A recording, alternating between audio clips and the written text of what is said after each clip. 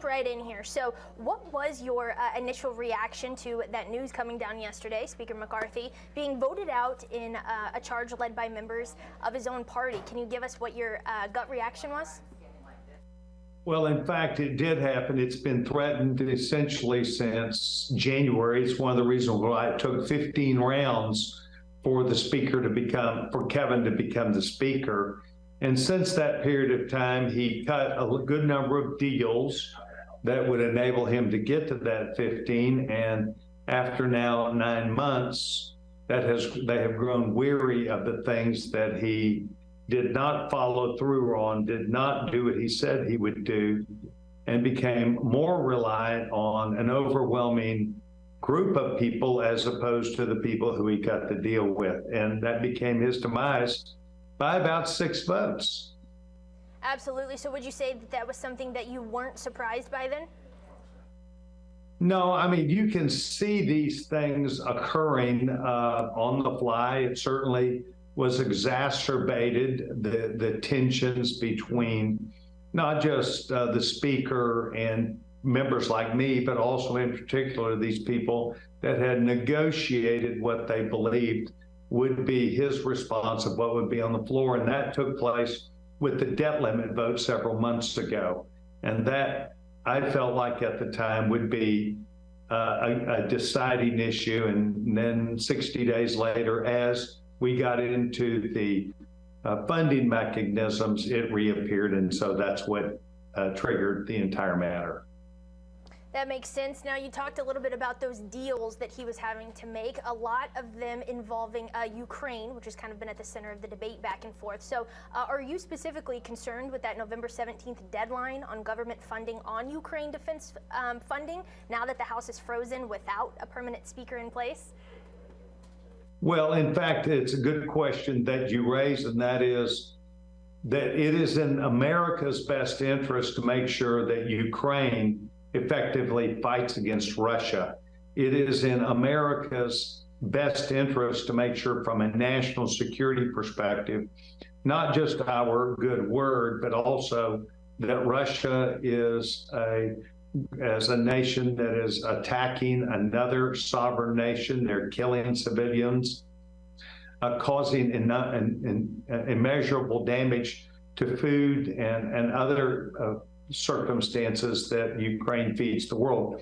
But the greater part of this is it's in our best interest, because America does not want to find itself in a two-front war against Russia and against China. The scenarios that have been played out in war gaming by intelligence organizations indicate that we could have a near-term battle or confrontation with China. If that also involved Russia, that would make things far more complex for the United States. And so over 300 members got that message, understood why funding Ukraine $300 million was important on a stopgap measure.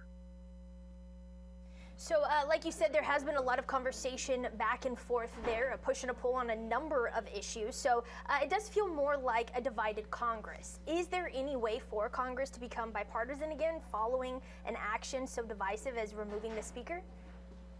Well, probably not, and not at this time. We were not a bipartisan Congress for 4 years with Speaker Pelosi.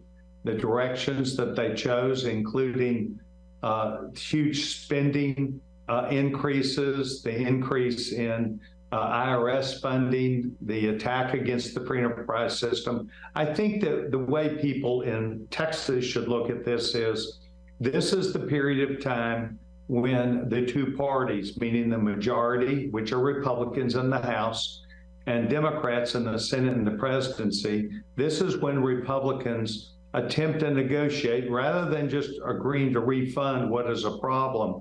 We're going to negotiate, and we should negotiate with principles that we believe are important. Number one, funding the military quickly. Number two, seeking changes in border policy. And number three, reducing the amount of spending that is harming not only the American people and our future, but inflation that harms everybody.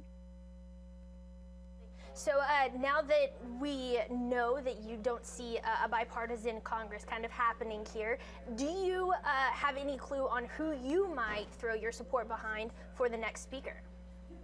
Well, in fact, the Texas delegation today met with probably the three most likely contenders. We heard from them. I offer a slight disagreement with them.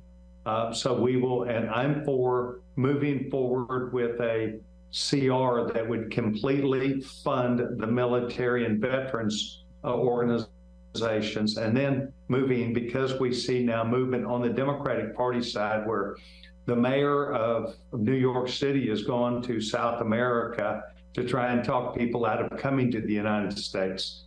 That issue is becoming more potent within the Democratic Party and these other blue states that allow unlimited amounts of people to come to them. New York City is paying $10 million a day to fund these illegal immigrants, and I think their patience is wearing off. So I think about Christmas time, it will be right to strike, to change that policy that the Democratic Party and this White House has of allowing these 7 million people to be here illegally, and how they will be treated, including staying in this country, rather than going through a process and possible deportation. So then is it safe to say that your vote for who becomes the next House Speaker is someone who most aligns with your border and military policies? Well, I think they all do. I think the question is whether we're going to get some new blood in, which would be very needed at a time when the American people view that what Speaker McCarthy and his team were accomplishing was not in their best interest. Understood. Pete Sessions, thank you so much, Congressman, for sitting in back on this East Texas Now desk. It's so good to talk to you again, and I hope you have a great rest of your afternoon. Thank you. Absolutely. Once again,